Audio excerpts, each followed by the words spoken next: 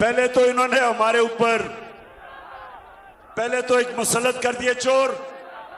उसके बाद उन चोरों ने आते साथ ही बजाय हमें कहते थे जी हमारी हुकूमत ने महंगाई कर दी, तो इनका तो काम था कि महंगाई कम करना। इनके 2 महीने में जो महंगाई हुई है,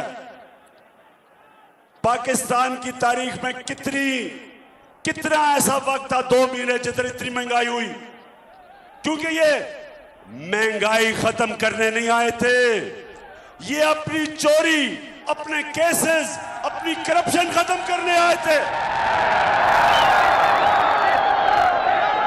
इन्होंने ये सुने दरिया खान के लोगों, इन्होंने आते साथ ही 1100 अरब रुपए का डाका मारा है।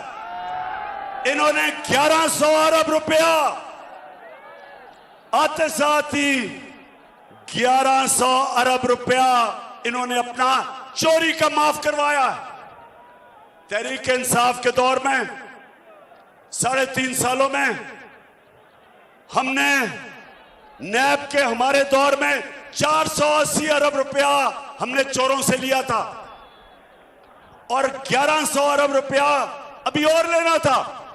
इन्होंने कानून बनाया, आते साथ ही नैब के अंदर अमेंडमेंट की और इस कौम का 1100 अरब रुपया माफ करवाया।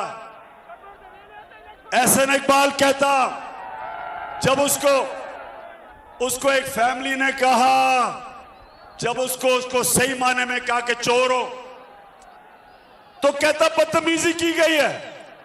और एहसन इकबाल, इन्होंने आपके मुंह पे सच बोला है, आप चोर नहीं, आप डाकू हो, आप भी चोर। ये जो आपका भगोड़ा नवाज शरीफ जो लंदन बैठा है वो भी चोर। चेरी ब्लॉसम जूते पॉलिश करने वाला शहबाज शरीफ वो भी चोर। गैर आईनी तौर पे जो वजीर आला बना हुआ है हमजा कुकड़ी वो भी चोर।